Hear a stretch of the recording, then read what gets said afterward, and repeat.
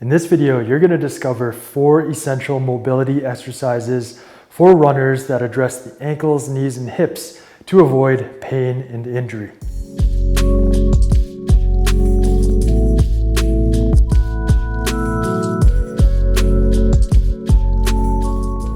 Hey, what's up? Coach E here from Precision Movement. And if you're a runner, you're going to want to do all 4 of the exercises that you're going to learn in this video. Why do runners need these exercises? Well, when you go for a run, if it's even just a 5-kilometer run, that's half an hour, you're taking over 4,500 steps. And with each step, if you have poor function in the feet, ankles, knees, or hips, something in that chain somewhere is going to break down over time.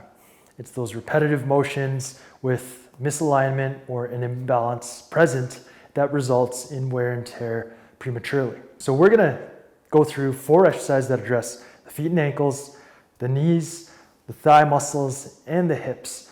Hopefully, by doing these exercises, you're going to shore something up that might be currently dysfunctional, and it'll help you to avoid pain and injury.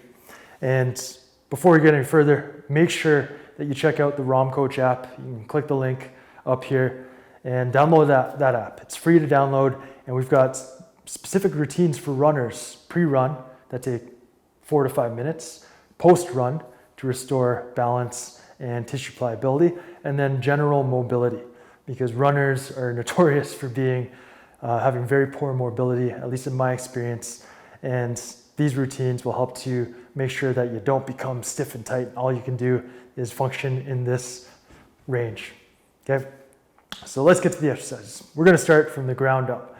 The first place we're going to start is with the feet, and we're going to do the big toe dissociation technique. And this is good for 2 reasons. One is because if your big toe doesn't extend, and that's big toe extension, lifting the toe off the ground, if it doesn't extend, whenever you roll over your foot, you have to compensate to properly roll over. So your foot will turn out a little bit, you'll start to flatten out and overpronate, and that will cause effects, especially at the knee, but potentially also at the hip. So big toe extension, that's an important range, and intrinsic muscle function. So that's muscles at the bottom of the foot.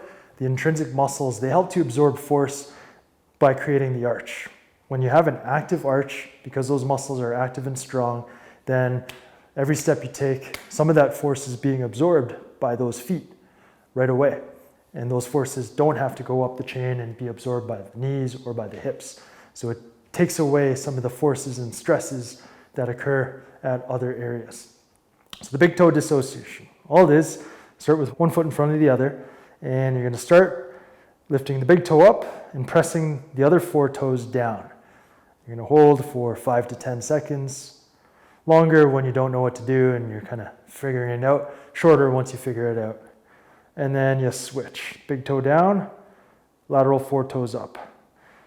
When you press the big toe down, think of pushing through the ball of the foot, not just on the big toe, but through the metatarsals on the other toes as well. And same goes when you have the big toe up. Think of all the metatarsals, stay on the ground. It's just the big toe coming off. And I've got pressure through all the metatarsals. So you're switching between 1 up, 4 down, 1 down, 4 up. You're switching back and forth. And again, the metatarsals are these bones right here, making sure you have pressure through that area the whole time. I call that metatarsal pressure. It's very important for getting those deep foot muscles working and strong, fired up. Next up, that's exercise number 1. Exercise number 2 is the banded dorsiflexion mobilization. For this, you need a band set up. And I've got it wrapped around the pole there. And then you're going to step on the band so that the force is pulling down. And this helps to get proper movement of the bones in the ankle. So when you do this technique, think metatarsal pressure again to get those intrinsic foot muscles on, and drive that knee as far forward as you can, making sure you're not pointing the knee in or out. So straight ahead, hold it for 5 seconds with the metatarsal pressure, heels down on the ground, and push yourself out of it actively. And you repeat, metatarsal pressure, heels down, Knees, thigh is straight over top of the foot. Both the foot and the thigh are pointing in the same direction. Hold it for 5 seconds and then push yourself out. Repeat this for 5 to 10 reps for a set. And this has been proven to really help with ankle dorsiflexion mobilization. And the same issue occurs if you're running as with the big toe extension. If you're lacking dorsiflexion now, again, when you roll over on your foot, that dorsiflexion is going to need to come from somewhere. So you're going to turn the foot out. You might cave the knee in. Some type of compensation to make up for the lack of dorsiflexion. And we don't want that.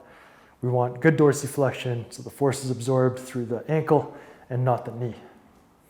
Next up, third technique, the Hinged Knee Flexion-Extension. Now this technique is really beneficial for runners. Every runner should do this one. 1, because it lengthens the hamstrings. 2, because it fires up the quads, especially the VMO. And 3, because it trains you into full knee extension.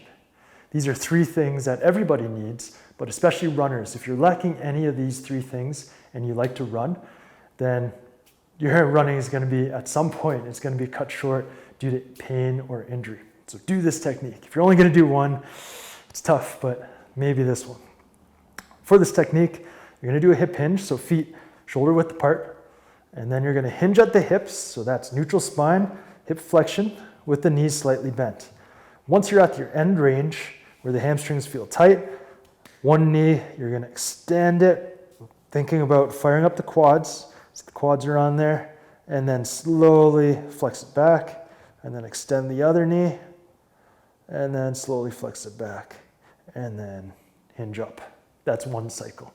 So hinge, go under control and slow. You're not rushing this. Straighten the knee fully. Straighten the knee fully. Thinking about getting the quads on, maintaining alignment of the legs. So they're straight up and down. They're not turning in or out. And up.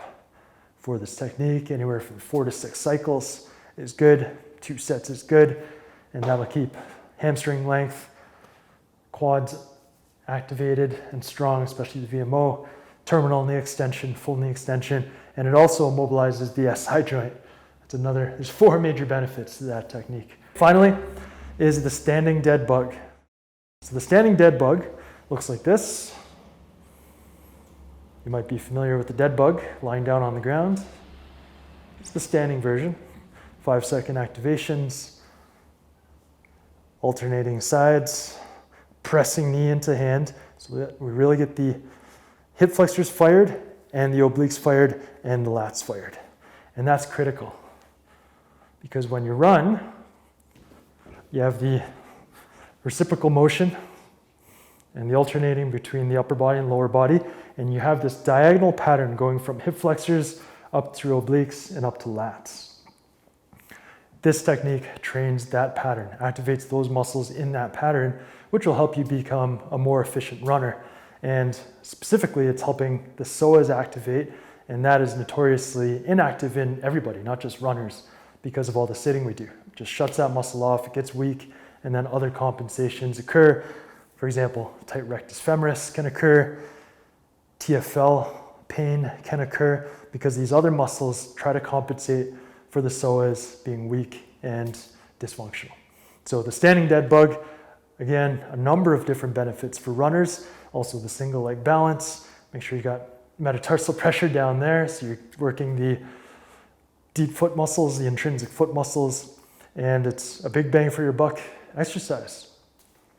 So there you have 4 essential mobility exercises for runners that address feet, ankles, knees, hips, and everything, core, and everything in between.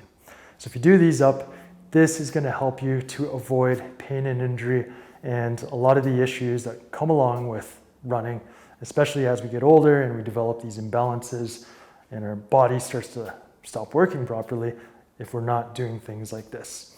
So if you want to keep running freely and without pain, do these exercises and they will help. What will help even more is if you grab the ROM Coach app, which you can get via the link up here, and I'll put a link at the end of the video too.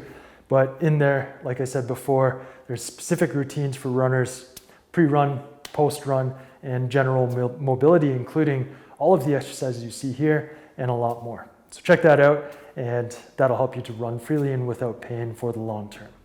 All right, so thanks for watching here. Again, my name is Eric Wong from Precision Movement.